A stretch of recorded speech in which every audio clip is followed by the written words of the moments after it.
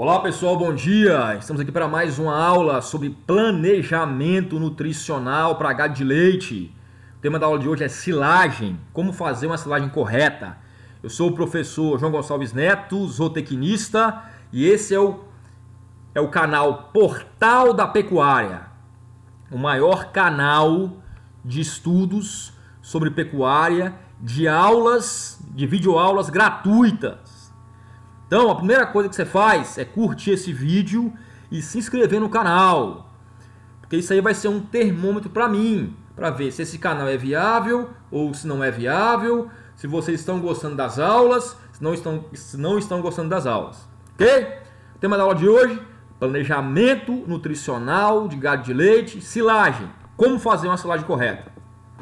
Então, o primeiro passo é o quê? Saber o que é silagem. Silagem é a forragem verde conservada por fermentação anaeróbica guardada em silos. O que é ensilagem? Ensilagem é o processo de fazer a silagem. Ok? Então é o processo de colher, picar a forragem, o processo de colher, picar a forragem, compactar a forragem, vedar a massa verde no silo para que ocorra a fermentação anaeróbica. Ensilagem é o processo de fazer a silagem. A ensilagem, ela não melhora a qualidade da forragem, ela apenas conserva a qualidade original quando bem feita. Então, a qualidade da silagem depende do material original. Se o material original for de baixa qualidade, a silagem vai ser de baixa qualidade. Se o material original for de boa qualidade, a silagem vai ser de boa qualidade, quando bem feita. Então você precisa observar todos os pontos que serão abordados nessa aula e seguir passo a passo, ok? Porque uma silagem mal feita, você vai ter muitas perdas e um material ensilado de baixa qualidade. E os silos é onde se armazena a silagem. No Brasil, os mais usados é o silo trincheira, você faz uma trincheira, ou o silo superfície. São esses mais utilizados. Então a silagem ela é uma alternativa para a suplementação volumosa no rebanho na época seca do ano. A gente sabe que a produção de forragem no Brasil é sazonal. Temos uma alta produção de forragem na época das águas e uma baixa produção de forragem na época seca do ano. Então, para quem mexe com gado de leite, principalmente, e o cara tinha aqui 5, 6, 7 vacas por hectare, num pastejo rotacionado de capim-mombaça, no período das águas, quando chegar no período seco do ano, esse pastejo de capim-mombaça não irá suportar altas taxas de lotação. Você tinha 5 vacas por hectare nas águas, nesse capim-mombaça. No período seco do ano, você não consegue manter as 5, você vai manter no máximo uma. E olhe lá. Então é preciso ter uma alternativa de suplementação volumosa para a época seca do ano. Eu não posso simplesmente pegar minhas 5 vacas que estavam comendo capim-mombaça, 5 vacas por hectare, e colocar num pasto seco vedado, porque a produção de leite vai despencar. Então eu preciso de uma alternativa para suplementar meu rebanho na época seca do ano. A silagem é uma alternativa viável para a suplementação do rebanho na época seca do ano. Ok? Temos a silagem, temos os fenos, né? A cana-de-açúcar com ureia. O tema da aula de hoje é silagem. Então, quais são as melhores forrageiras para ensilar? As melhores forrageiras para ensilar são aquelas com alto teor de carboidratos solúveis. O exemplo que nós temos aqui é o milho e sorgo. Milho e sorgo apresentam um alto teor de carboidratos solúveis. Porque milho e sorgo apresentam grãos. Olha lá. A silagem de milho é feita com a parte aérea e com o grão. O grão do milho tem que entrar na silagem. Não existe silagem de milho sem o grão de milho. Então a silagem do milho é feita com a planta inteira. E o grão do milho apresenta um alto teor de carboidratos solúveis. Assim como o sorgo também. Sorgo, a silagem de sorgo é feita com a planta inteira. E o grão do sorgo também apresenta um alto teor de carboidratos solúveis. Os carboidratos solúveis são esses: glicose, frutose, sacarose. Tá? Então, esses carboidratos solúveis, eles proporcionam uma melhor fermentação. Porque o que é a silagem? A silagem são as bactérias anaeróbicas, elas vão pegar os açúcares solúveis da planta e vão converter esses açúcares solúveis em ácidos orgânicos, principalmente o ácido lático. Esses ácidos orgânicos, eles vão conservar a massa ensilada, de forma que essa massa não vai estragar, não vai apodrecer. Ele vai conservar, ele abaixa o pH, inibindo outras bactérias que iriam destruir essa massa ensilada. Então, milho e sorgo, forrageiras mais indicadas para ensilar devido a esse alto teor de carboidratos solúveis, que vai proporcionar uma melhor fermentação, com uma melhor conversão de açúcares solúveis em ácidos orgânicos. Outra opção, temos o capim-elefante e a cana. Ambos têm uma alta produção de matéria verde por hectare ano, chegando até 200 toneladas de matéria verde por hectare ano. Tá? A grande vantagem, então, dessas duas plantas é uma alta produção de matéria verde por hectare ano. O problema é que a cana apresenta muita sacarose, muito açúcar, e isso gera uma fermentação alcoólica. As leveduras fermentam essa sacarose e geram a fermentação alcoólica. Isso gera menor consumo pelos animais e muitas perdas de matéria seca, a silagem perde muito. Mas com o desenvolvimento de inoculantes bacterianos que inibem essa fermentação alcoólica pelas leveduras, hoje a silagem de cana é uma realidade. Já existem inoculantes bacterianos que inibem essa fermentação alcoólica. A desvantagem do capim-elefante é o seu baixo teor de carboidratos solúveis e, às vezes, um alto teor, um baixo teor de matéria seca. Mas são culturas que podem ser ensiladas, assim também como você pode ensilar o Tanzânia, pode ensilar o Mombaça. Tá? Silagem de milho vai apresentar um alto valor nutricional, uma alta palatabilidade, um alto consumo. As vacas adoram silagem de milho. A silagem de milho é muito palatável. Ela tem um alto teor de energia, tem um alto teor de proteína bruta. Um alto teor de proteína bruta não, tem em torno de 8 a 9% de proteína bruta. Isso não é um alto teor, mas é um bom teor de proteína bruta, se comparado com a cana, por exemplo, que tem 2, 3. Tá? Então a silagem de milho é uma silagem que vai proporcionar uma alta produção de leite, porque ela apresenta principalmente um alto teor de energia, que a energia é o principal limitante para o ganho de peso e para a produção de leite. Então a silagem de milho, pelo fato de ser feita com os grãos de milho, que apresentam uma alta energia, a silagem de milho vai ter uma alta energia. A produção varia de 30 a 40 toneladas de matéria verde por hectare, espaçamento 0,7 entre linhas, aqui, e só para ilustrar, algumas cultivares de milho, que podem ser utilizadas para silagem e para a produção de grãos. Silagem de sorgo é uma outra boa opção. Né? A grande vantagem da silagem de sorgo é que apresenta uma maior resistência seca e um menor custo. A semente é mais barata, a adubação é menor. Tá?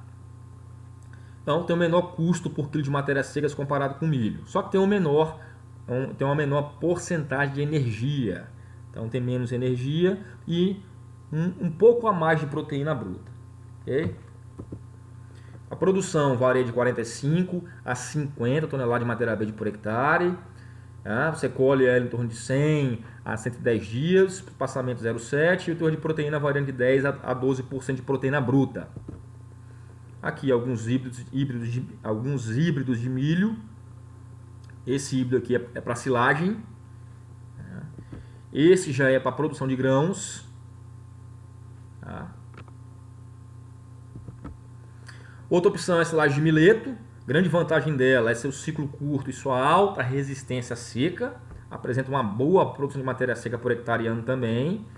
O ciclo dela é curto. Ó. Ela pode ser colhida aí com 60 dias. Então é uma excelente opção para o semiárido, para essas regiões mais secas. Espaçamento 0,5 e a proteína bruta 15%. Já é uma proteína bruta maior que o milho. Aqui o mileto, só para né, para ilustrar, ela pode ser utilizado para pastejo direto, fenação, silagem, cobertura morta. Então tem várias utilizações. Temos aqui o capim-elefante, que tem uma excelente produção, né, por hectare ano, em torno de 120 toneladas de matéria verde por hectare ano. Então tem uma excelente produção de matéria seca e matéria verde por hectare ano. Apresenta um bom teor de carboidratos solúveis, mas inferior ao milho e ao sorgo. Milho e sorgo tem mais carboidratos solúveis se comparado com o capim-elefante. A grande vantagem é que o capim-elefante é uma cultura perene, então, devido a essa alta produção de matéria verde e por ser uma cultura perene, acaba tendo um menor custo por quilo de matéria seca. Você não precisa estar sempre plantando capim-elefante, você planta uma vez bem feito e se você fizer os tratos culturais adequados, adubar certinho, repor os nutrientes que ele tirou, ele vai ficar ali por 10, 20, 30 anos para sempre. Então, com isso, tem um custo de matéria seca menor. O corte é feito com 60 dias de idade, e quando ele tiver em torno de 1,80 m de altura, a produção varia em torno de 20 a 30 toneladas de matéria verde por hectare, né? Isso por corte. Eu posso fazer em torno de 3 a 4 cortes por ano, então eu vou ter uma produção aí em torno de 60 a 120 toneladas de matéria verde por hectare ano. Se for irrigado, posso fazer até 6 cortes por ano, então já vai aumentar essa produção. A desvantagem do capim-elefante é que ele é plantado por mudas, se bem que já tem algumas cultivares aí que são plantadas por sementes. Então, o capim-elefante paraíso da Matsuda, por exemplo, ele é plantado por sementes. Tá? Mas a grande maioria ainda é plantada por mudas. Espaçamento 0,7 metros entre sucos, sucos com profundidade de 25 centímetros. Você vai colocar as mudas no fundo do suco, no sentido pé com ponta. Então aqui está o pé e aqui está a ponta da muda. Então, pé com ponta, você vai colocando as mudas ao longo do suco, né? Você vai fazer adubação orgânica, mineral, depois fecha esse suco, pronto, acabou. Depois nós vamos ter uma aula sobre como plantar capim-elefante, como plantar cana, aí eu explico melhor essa parte de... Temos a cana-de-açúcar. A forma mais utilizada da cana-de-açúcar é a forma fresca picada mais ureia. Você vai no canavial na época seca do ano, você corta a quantidade de cana que você vai utilizar por dia, você pica essa cana, mistura com ureia e fornece no coxo para os animais. Essa é a forma mais utilizada. Só que para grandes rebanhos, você cortar uma grande quantidade de cana todo dia fica muito trabalhoso. Então surgiu a opção da silagem de cana. Tá? E como é que é o uso da cana como silagem? Presta, não presta, dá certo, não dá? A cana ela tem um alto teor de carboidratos solúveis. Né? E esse alto teor de carboidratos solúveis, né, que seria sacarose, gera uma fermentação alcoólica com alta produção de etanol. Isso gera muitas perdas na silagem e um baixo consumo pelos animais. Mas, com o desenvolvimento dos inoculantes bacterianos que inibem a fermentação alcoólica, a silagem de cana hoje já é uma realidade. Se eu colocar o inoculante bacteriano ou se eu colocar algum aditivo que iniba a fermentação alcoólica, eu vou ter uma silagem de boa qualidade.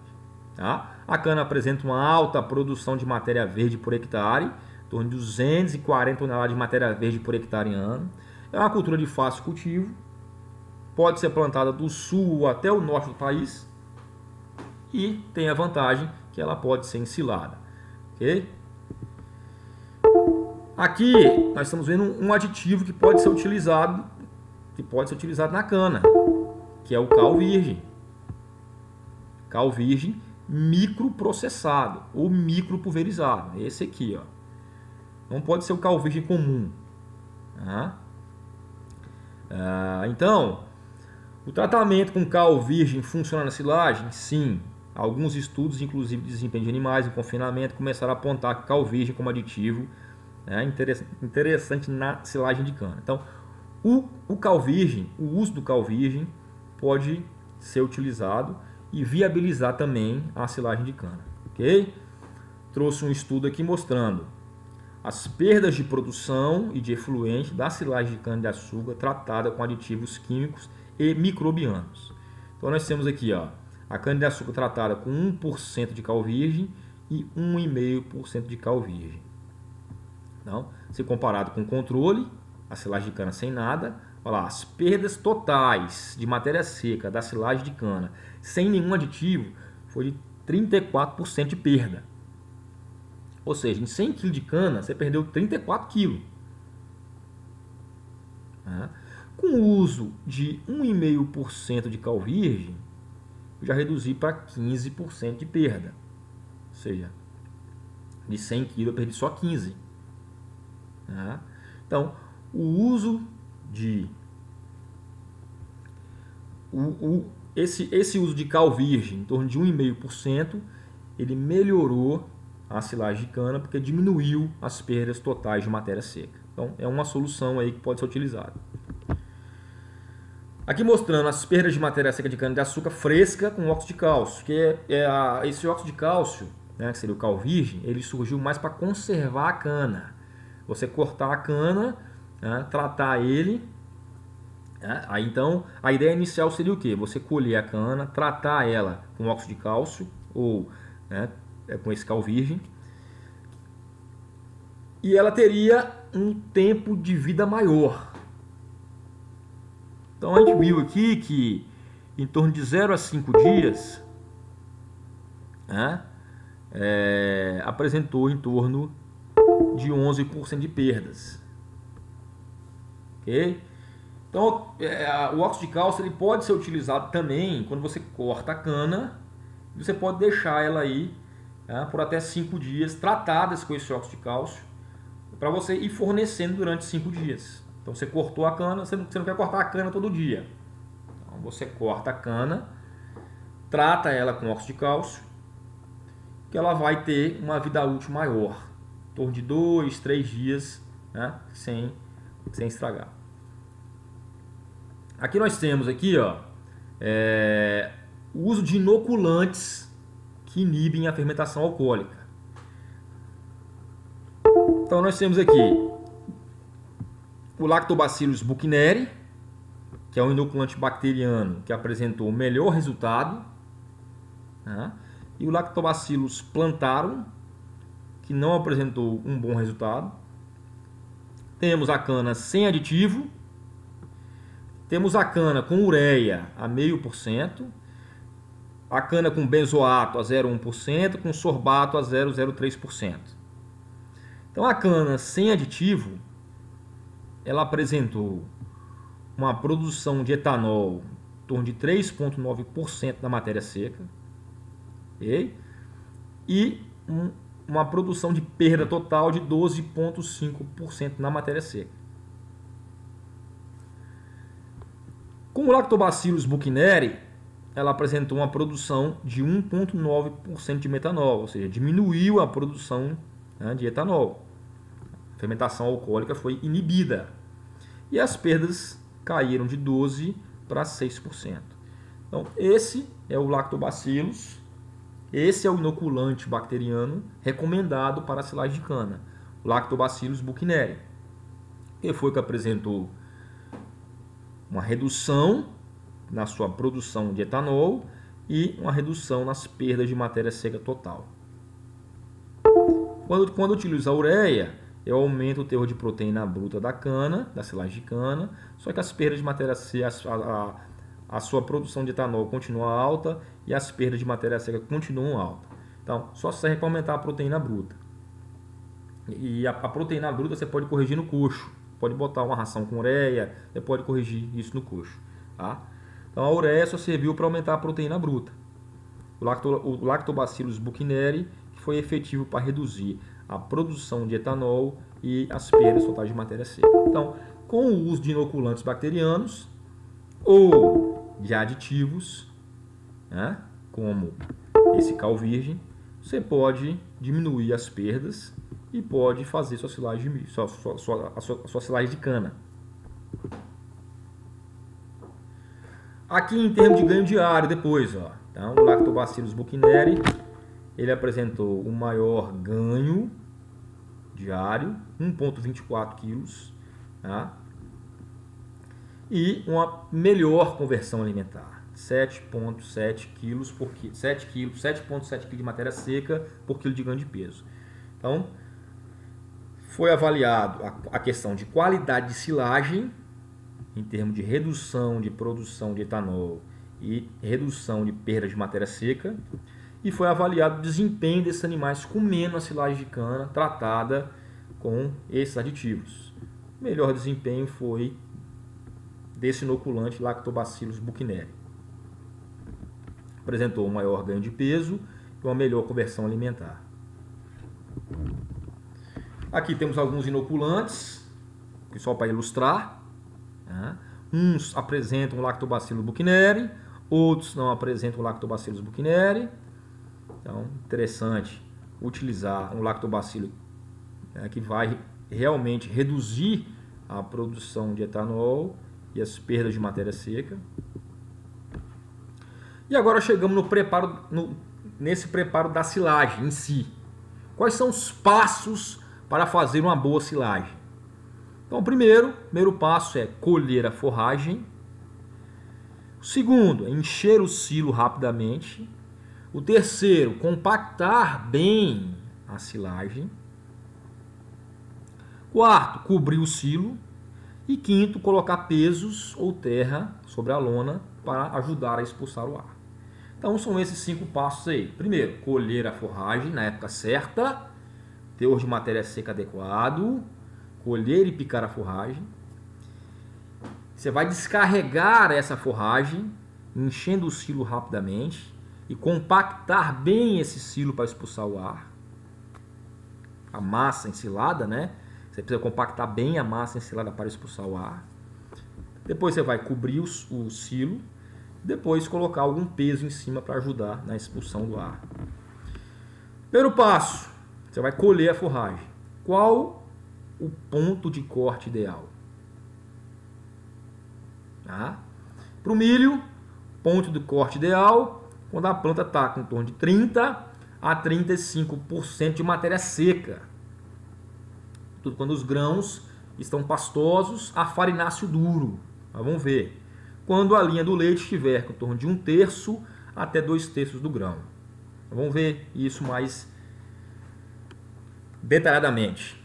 Sorgo. Qual o ponto ideal de corte? Quando ela estiver em torno de 30 a 33% de matéria seca, com os grãos pastosos a farináceos também. Você pega o girassol também com 30 a 35% de matéria seca. A cana-de-açúcar tem essa relação de FDN com PUL, né, de 2,71, mas é muito utilizada também o teor de matéria seca, que seria um teor de matéria seca de 30%, ou o grau Brix, que é o teor de açúcar, em torno de 18%, entre 18 a 20% de grau Brix. E os capins tropicais, aí se enquadra aí capim elefante, né, se enquadra Mombasa, Tanzânia, em torno de 22 a 25% de matéria seca, em torno de 30 a 60 dias após o corte. Agora vamos ver espécie por espécie. Vamos lá, ponto de corte para silagem de milho. Quando o teor de matéria seca, um dos critérios é o teor de matéria seca, em torno de 30 a 35%. Então você pode coletar 10 plantas e determinar o teor de matéria seca. Chega lá na lavoura de milho, você coleta 10 plantas, você vai picar essa forragem e você vai determinar o teor de matéria seca. Tá? Quando a planta está em torno de 30 a 35% de matéria seca, ela está no ponto farináceo, o grão ela está no ponto farináceo a farináceo duro. Ok? Isso traz uma série de vantagens. Por quê? O grão farináceo duro tem uma maior proporção de grãos, tem uma maior porcentagem de NDT. Quanto mais grãos, mais energia. Quando você colhe nesse estágio farináceo duro, você vai ter menor perda desse material ensilado. Então, é o estágio ideal para você colher. A planta vai estar com alto valor nutricional, né? Com uma alta proporção de grãos, vai dar uma silagem com alto teor de energia, vai facilitar a sua compactação, vai ter uma fermentação melhor com menos perdas. Então esse é o ponto ideal, em torno de 30 a 35% de matéria seca. Por que você fala de 30 a 35%? Porque tem uma janela de corte. Nós vamos ver o que é essa janela de corte. Ok? Eu começo com 30 e termino com 35. Tá? Uma outra observação seria a espiga. Olha lá, ó. Isso aqui, a espiga não está no ponto de corte, está verde. Tá? E aqui já estaria no ponto de corte, a espiga com folhas verdes pálidos e as bordas marrom claro. Então, a observação visual da espiga seria interessante. É de fácil observação, né? De fácil visualização. Ok?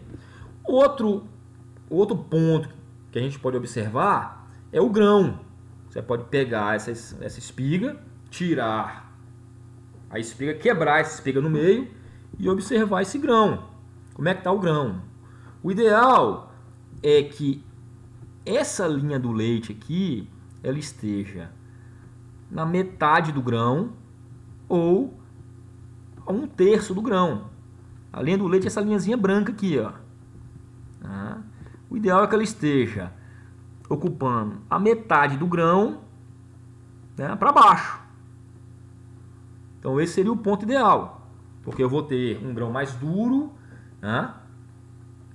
Eu vou ter um grão com mais energia, e isso expressa o teor de matéria seca entre 35% e 30%.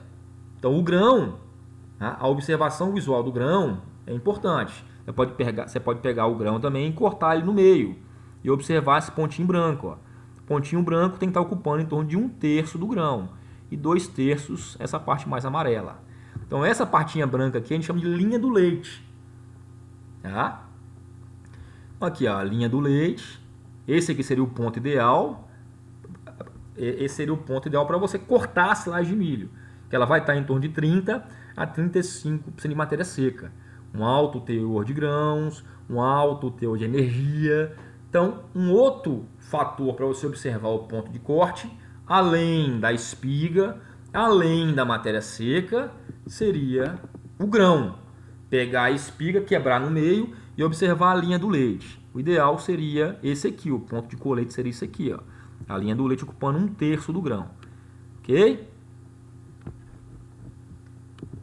Aqui mostrando o grão leitoso, só tem linha do leite, ó, tá todo branco. O ponto de pamonha, que não é o ideal. Olha lá, a linha do leite está mais do que 50% do grão.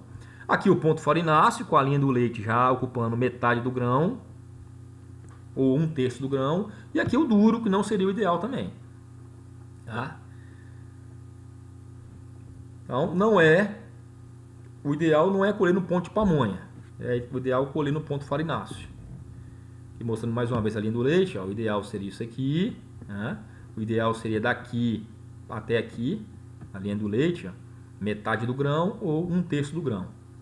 Ok? Mostrando a linha do leite de novo, esse seria o ponto ideal. Uma outra forma de você pegar também é você quebrar o milho. Ele não pode sair esse leite aqui, ó. Tá? Então o milho está antes do ponto. E aqui está no ponto ideal. Ele esfarela na sua mão de forma pastosa. Tá? Então, uma forma prática aí para você observar.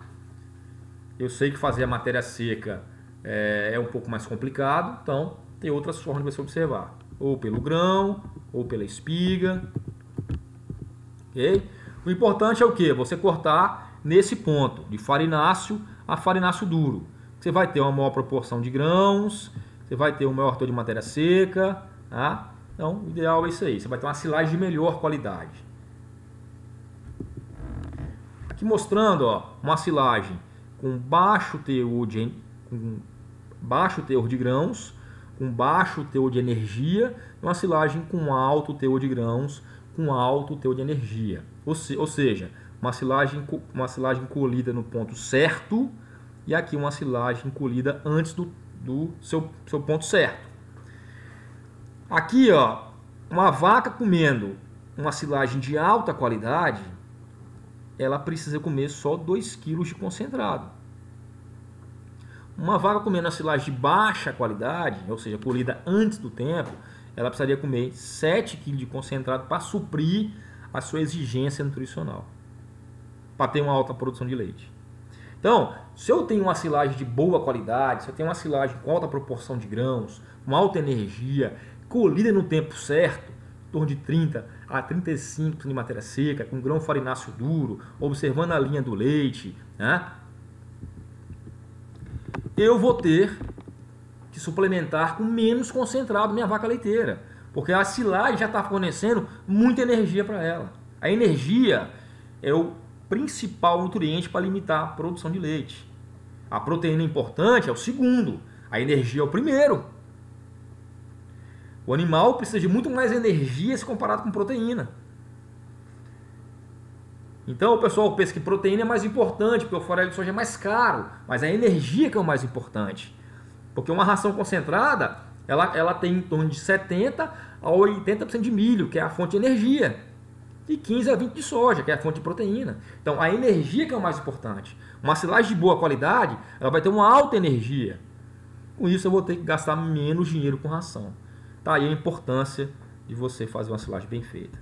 A outra importância é o quê? Com a silagem colhida no tempo certo, eu vou ter uma melhor compactação, uma melhor fermentação da silagem, uma melhor produção de matéria seca por hectare, uma melhor qualidade nutricional, uma maior digestibilidade da silagem e um maior consumo pelos animais. Se eu colher muito úmido, já vou ter problema. Se eu colher com muita matéria seca, muito duro o grão, eu já vou ter problema também, porque a máquina não vai conseguir quebrar o grão, eu vou ter uma menor digestibilidade do grão. Então, eu não posso deixar também o grão duro. Tem que ser no ponto ideal para eu conseguir conciliar o máximo valor nutricional da planta com a máxima produção de matéria seca. Ok? Outro ponto importante, a tal janela de corte. No milho, a janela de corte é em torno de 10 dias. O que é a janela de corte? A janela de corte é aquele esquema. Você vai começar a colher, é aquele intervalo entre o começo da colheita da silagem de milho e o final da colheita da silagem do milho. Então, o ideal é você iniciar o corte com 30% de matéria seca, quando a planta tiver em torno de 30% de matéria seca, e você finalizar em torno de 35%. A janela de corte do milho é de 10 dias. Ou seja, se você começar com 30%, você tem 10 dias para finalizar com 35%. Então, se você programa aí a sua colheita de silagem, você tem que programar para que o início e o final dure 10 dias. Que a gente fala janela de corte. Porque a cada dia que passa, aumenta a porcentagem de matéria seca em 0,5%. Então, a cada dia que passa, aumenta em 0,5% a porcentagem de matéria seca. Em 10 dias, aumentei 5%. Então, se eu começar com 30% de matéria seca, com 10 dias eu vou estar com 35%. Ah, mas eu tenho pouca silagem, eu colho tudo em um dia. Se você colhe tudo em um dia, então você vai colher com 35%. Quando tiver com 35%. Ah, eu colho tudo em 2 dias. Então você pode colher também com 35%. Mas eu falo, numa grande área, se programe, a janela de corte do milho é em torno de 10 dias. Você tem esse intervalo para começar a colher e para finalizar a colheita. Sorgo, você vai colher o sorgo quando? Quando ele tiver em torno de 30 a 35% de matéria seca também. Aí o sorgo tem o seguinte, se for o sorgo duplo propósito, ou seja, grão e forragem, você vai cortar ele quando tiver em torno de 30 a 35% de matéria seca. Quando o grão do centro da panícula, que é esse aqui, ele tiver pastoso a farináceo. Você vai pegar o grão do sorgo também e esfarelar na sua mão. Ele não pode escorrer leite. Tem que ficar em torno do pastoso a farináceo. Então você quebra o grão de sorgo na sua mão, ele não escorre leite. E você consegue esfarelar ele em sua mão. Então, no centro da panícula, você vai ter aí o grão do sorgo pastoso a farináceo. Já o sorgo forrageiro, no centro da panícula, você vai ter o grão farináceo duro, ou seja, um pouquinho mais duro. Ele vai esfarelar mesmo, sem escorrer leite nenhum. Matéria seca da planta, em torno de 28 a 35%. A 28 a 33%. O ponto do corte de sorgo varia em torno de 90 a 110 dias. E a janela de corte também varia em torno de 15 a 20 dias. A cana, silagem de cana. O ideal é você colher a cana quando ela tiver em torno de 30% de matéria seca. Outro método mais fácil é você comprar um refratômetro. E você tirar uma amostra de cana, colocar o suco da cana aqui, o caldo da cana aqui, nesse refratômetro, e medir o grau Brix, que é a relação de açúcar que a planta tem. Quanto maior o teor de açúcar, melhor. Então, o grau Brix sempre acima de 18 graus. Então, de 18 a 20 graus, o grau Brix, você vai estar associando isso aí com a alta digestibilidade da cana. A cana, quanto mais açúcar ela tem, menos fibra ela tem. Ela fica mais digestível. Quanto menos açúcar ela tem, mais fibra ela tem. Ela fica menos... Então, o teor ideal seria um grau Brix acima de 18 graus. A cana vai estar com maior digestibilidade. Você pode comprar isso aqui, é baratinho, um refratômetro. Aí você pega, pinga uma gota de cana aqui e você consegue ver, mete o olho nesse negocinho aqui, ele vai indicar o grau Brix. Sempre acima de 18 graus. Qual o ponto ideal para você colher milho e sorgo? Em torno de 15 a 30 centímetros do solo. Por quê? Porque são as partes mais digestíveis da planta. Se eu colher muito próximo ao solo, muito rente ao solo, eu vou estar pegando material mais fibroso, de baixa qualidade, material mais lignificado. Então a altura de corte do milho de sorgo é em torno de 15 a 30 centímetros de altura do solo, para pegar as partes mais digestíveis da planta. Tá? Outro ponto é o que? Corte da forragem, o tamanho de partícula, em torno de 10 a 20 milímetros, ou seja, de 1 a 2 centímetros. Seria o ideal para quê? Para você poder fazer a compactação dessa massa. Quanto menor o tamanho de partícula, melhor para fazer a compactação da massa. O tamanho de partícula não pode ser muito grande, então dificulta a sua compactação da massa. E dificulta também quebrar os grãos. E outra, o tamanho de partícula não pode ser muito pequeno também, porque senão você pode ter problema de acidose. Você não vai estimular a mastigação do animal. Então, em torno de 10 a 20 milímetros. E o tamanho de partícula pequeno também, ele pode diminuir a porcentagem de gordura no leite. Porque o seu animal, se ele mastiga menos, se ele rumina menos, você vai ter uma menor produção de saliva, uma menor proporção de bactérias gram-positivas que vão fermentar mais ácido acético, que é o precursor da gordura do leite.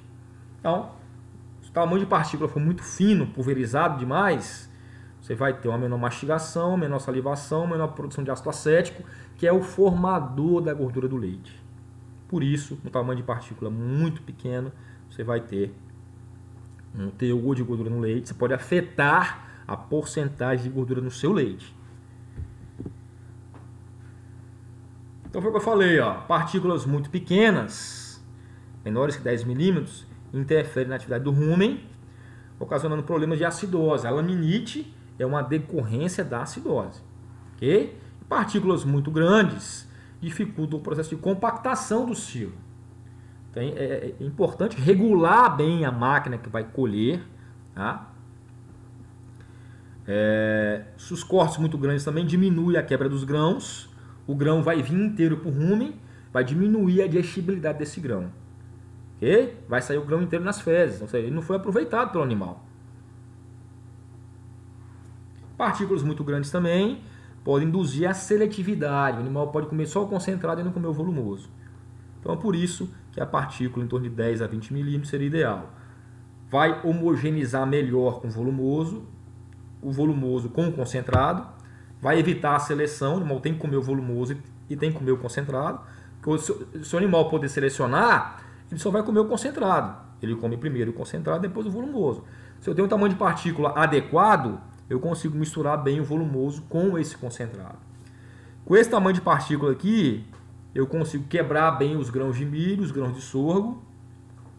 Vou ter uma melhor digestibilidade desse milho e sorgo. Tá?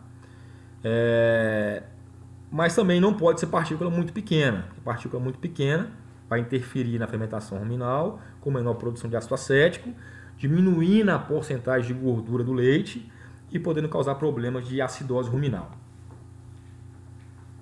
Então, o menor tamanho de partícula facilita a compactação do silo e a expulsão do ar. Isso é fundamental para uma boa silagem. Temos várias colhedoras aqui, em linha, temos as automotrizes. Tá? O próximo passo, colher a forragem. O primeiro passo é o quê? Colher a forragem no ponto certo. O tamanho de partícula certa, a altura certa. Ok? Só falar aqui, para silagem de capim-elefante e para cana, o ideal é cortar mais rente ao solo possível, tá? Para ter uma rebrota mais vigorosa, ok? Silagem de milho um pouco mais alto, mais capim-elefante e cana um pouco mais perto do solo. O próximo passo é o que? Descarregar e compactar a forragem. Você vai descarregar no seu silo as camadas em torno de 15 a 30 centímetros por carga, para facilitar a compactação. Então vai descarregar uma espessura em torno de 15 a 30 centímetros por carga. O modo que você vai descarregar, por exemplo, no silo trincheira, tem que ser em formato de rampa, formando uma rampa em direção à boca do silo. Então, você não pode jogar uma camada aqui no fundo do silo e ir compactando, ok? Você tem que fazer uma rampa e ir compactando no formato de rampa, igual esse trator está fazendo aqui, ó. Fez uma rampa em direção à boca do silo. Segundo dia você vai jogando de novo, faz a segunda rampa, faz a terceira rampa, faz a quarta rampa e o silo pronto. Então, sempre nesse sentido de rampa. Vou mostrando de novo aqui. Primeiro dia formando rampas. Você não pode jogar a forragem no silo todo e ir compactando. Você vai formando as rampas e vai jogando as camadas em cima das rampas até fechar o silo. O ideal é você começou a silagem, né? Após o terceiro dia, você já fecha a silagem com a lona e continua fazendo a silagem. Ok? Se você não conseguiu fechar o silo com até 3 dias, é ideal que você comece a fechar esse silo. O seu silo vai demorar, por exemplo, 6 dias para ficar pronto. O ideal seria você, no terceiro dia, você fechar já esse silo com a lona, continuar a compactação, no quarto dia fechar com a lona, no quinto dia fechar com a lona e no sexto dia fechar o silo com a lona. O ideal seria isso, tá? O ideal para o silo trincheira é sempre formando rampas, tá vendo? Formando rampas, compactando no sentido de formar rampas. Não é certo fazer isso aqui, jogar a camada toda no silo e ir compactando. Não, você vai fazer rampas. E a partir do terceiro dia, você não conseguiu fechar o silo, já fecha esse silo que você fez em 3 dias. Ok? Então, a compactação é muito importante. A compactação é que vai definir o sucesso da sua silagem. É fundamental, porque ela é que vai expulsar o ar para ocorrer a fermentação anaeróbica, que vai produzir os ácidos orgânicos que vão manter a sua massa ensilada. Então a compactação é realizada após cada camada de forragem colocada no silo, camadas de 15 a 30 centímetros, nesse sentido, ok? Como compactar E qual o peso do trator a se compactar? Isso aqui é importante demais. O peso do trator ele tem que equivaler a 40% da massa de forragem transportada por hora. Se eu transporto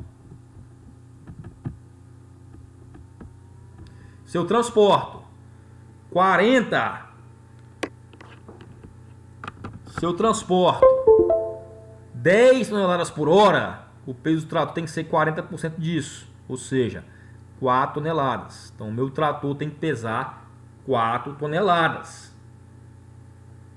O peso do trator equivale a 40% da massa de forragem transportada por hora. E qual o tempo de compactação? Tem muita gente que acha o seguinte: se eu passar o trator 2 vezes em cima do silo, tá bom. Não tá bom.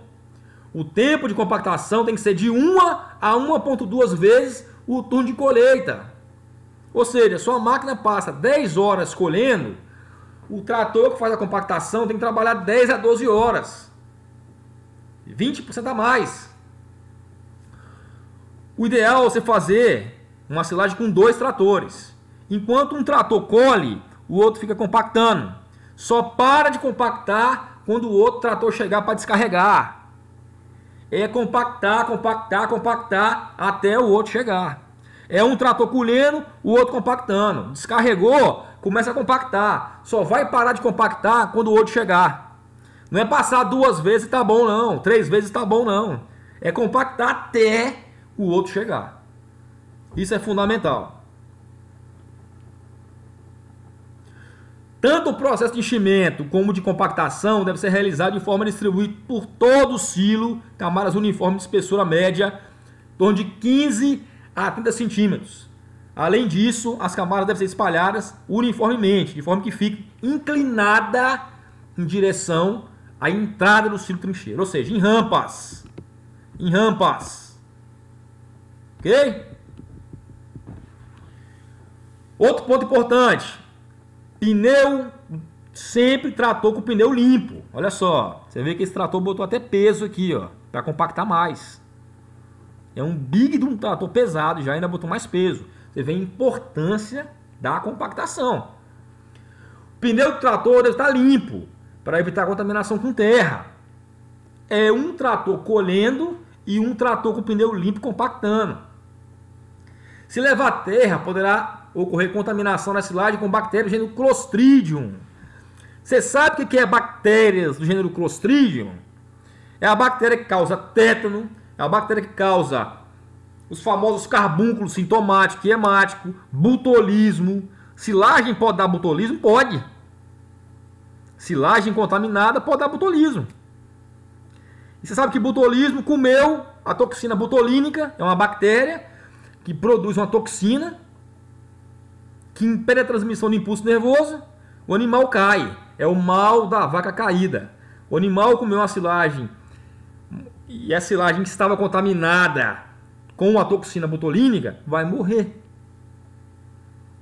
Então, só se levar terra para o silo pode haver a contaminação com bactéria do gênero Clostridium, que é o tétano, são várias doenças, é um complexo de várias doenças, ok? Então o pneu do trator deve estar limpo para evitar a contaminação. Então a compactação, um trator para colher a forragem, um trator para compactar. O tempo de compactação deve ser igual ou maior ao tempo de colheita. Tá um trator colhendo, tá outro compactando. Ao final do dia cobrir o silo para prevenir contra a chuva, umidade e perda.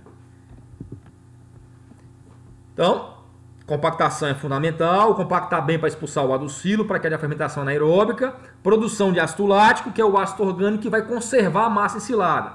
Então é uma etapa muito importante, não pode ser negligenciada de jeito nenhum, assim como nenhuma etapa.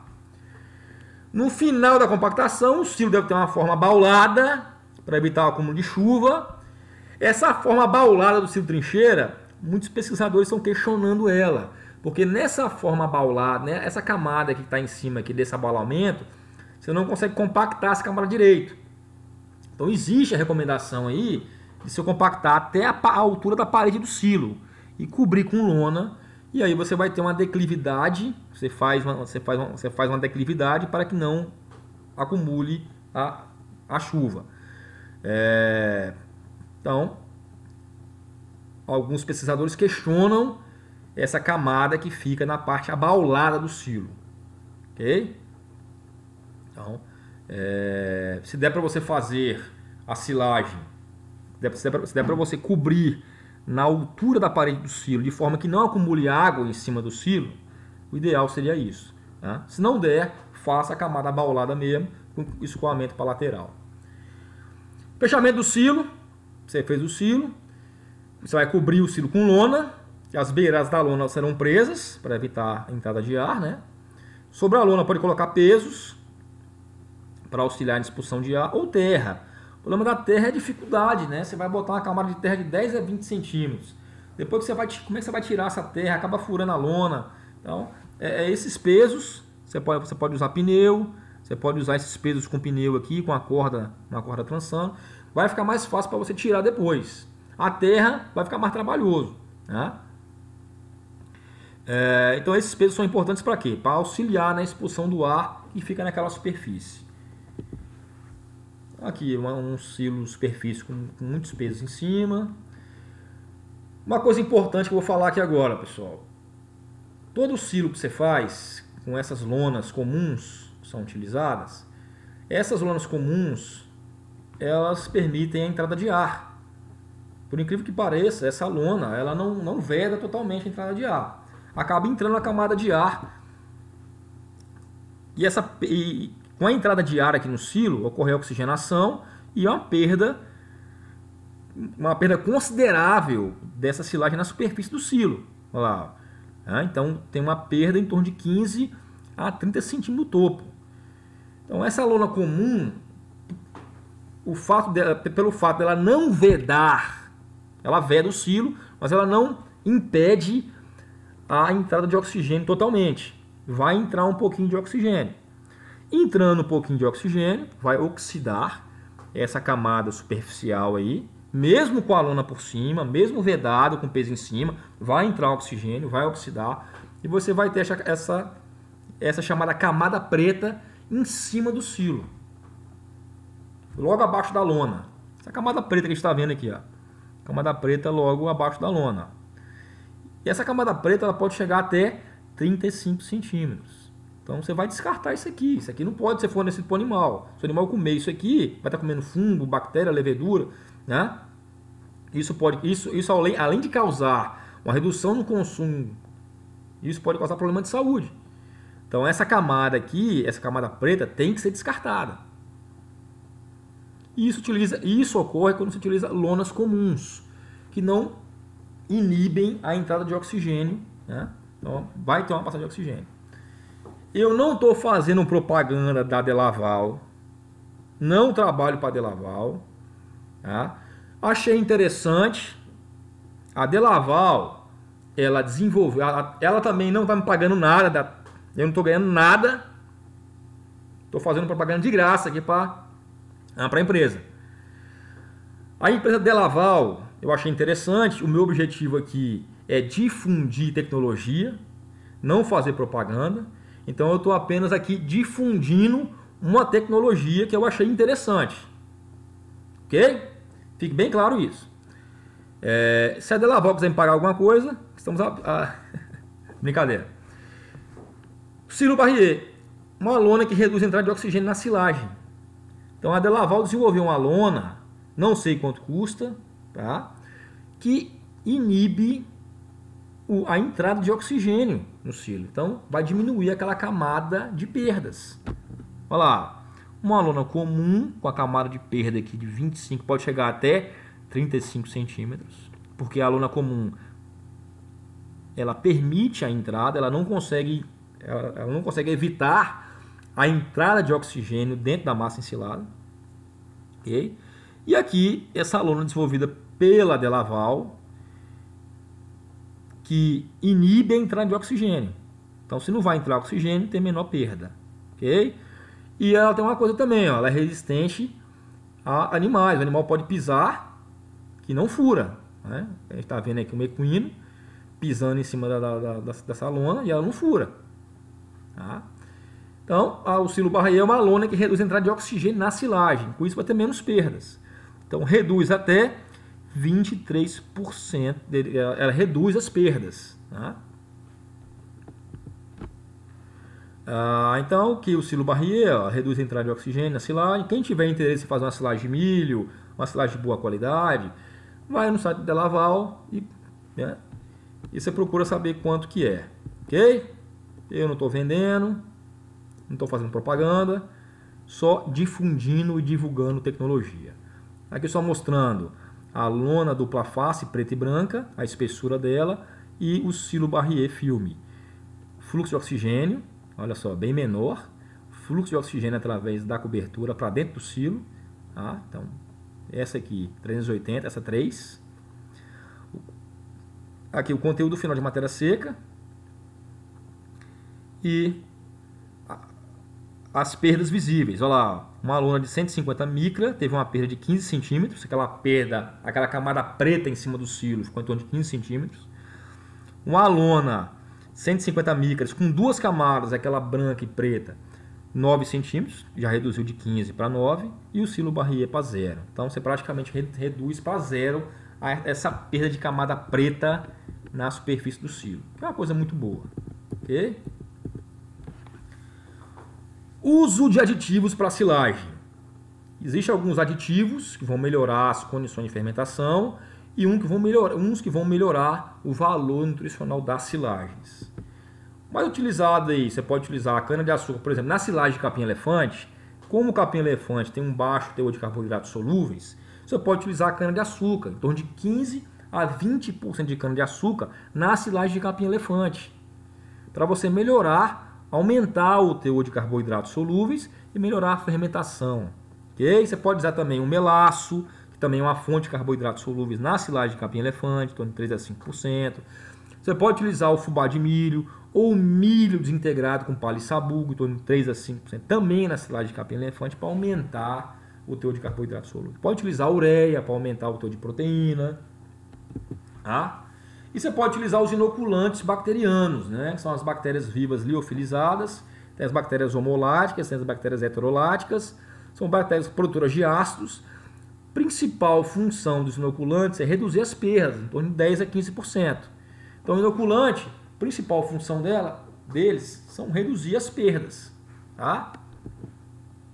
É o caso da silagem de cana-de-açúcar. Nós utilizamos inoculantes bacterianos para inibir a fermentação alcoólica, reduzindo assim as perdas. Silagem de milho também pode usar, silagem de capim também pode usar. Tá? E os inoculantes na silagem de milho reduzem em torno de 10 a 15% nas perdas. Okay? Então esse é a principal função dos inoculantes, seriam reduzir as perdas de matéria seca. Okay? A média de perdas para a silagem de milho é em torno de 23%. Ou seja, 2% de perda na colheita, 4% de perda no enchimento e na compactação, 12% de perdas no fechamento e armazenamento, 5% na retirada e no fornecimento. Os aditivos reduzem em torno de 10 a 15% dessas perdas totais. Fez a silagem, compactou, cobriu, tudo direitinho, você vai abrir o silo. Quanto que eu posso abrir o silo? Em torno de 21 a 35 dias, o processo de fermentação se estabiliza. Ou seja, você pode abrir o silo em torno de 35 dias após você fazer o silo. Então, 35 dias após você fazer o silo, já pode ser aberto. Tá? Então, 35 dias após o processo de ensilagem, o silo pode ser aberto. A silagem já pode ser consumida pelos animais. Uma silagem bem feita se conserva por mais de um ano. Então, a silagem bem feita, bem compactada, se não entrar oxigênio ali, ela se conserva por mais de um ano. Né? Então, a abertura do silo. O processo de fermentação se estabiliza a partir de 21 a 28 dias, onde ocorre a estabilização da silagem quando o pH fica ao redor de 4,2 e a concentração de ácido lático em torno de 1 a 2%. Logo, quando a silagem atinge esse ponto, já está pronto para ser oferecido aos animais. Mas, por medidas de segurança, é indicado abrir o silo apenas ao redor de 30 a 35 dias após o fechamento do silo. Ok? Então, pode usar aí o tempo com a margem de segurança de esse tempo aqui. Ó. Você pode abrir o silo 35 dias após você fechar o silo. Né? Você conta esse período.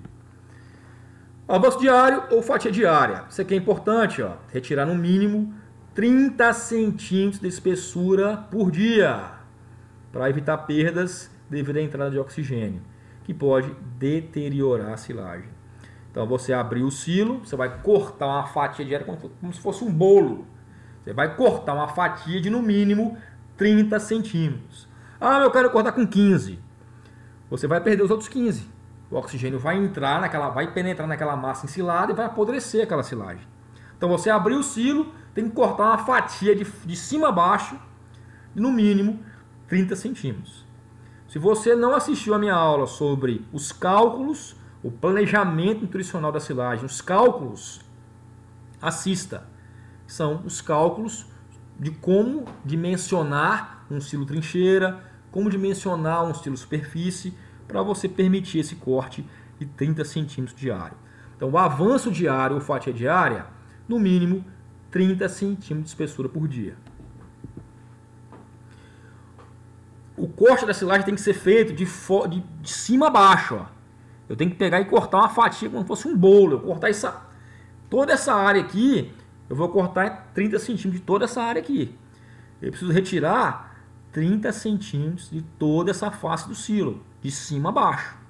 Eu não posso fazer escada, tirar aqui e deixar aqui. Isso aqui vai apodrecer, o ar vai entrar aqui e apodrecer.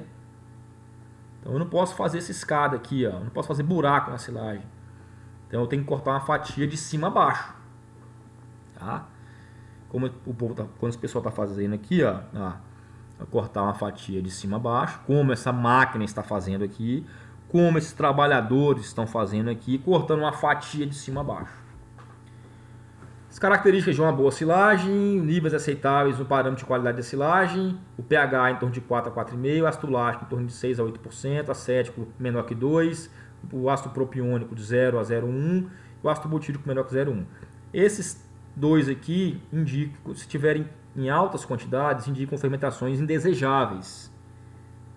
Ocorreu uma fermentação indesejável com entrada de ar no silo. Quanto maior a produção de ácido lático, a fermentação foi adequada. O ácido lático que vai fazer o abaixamento do pH.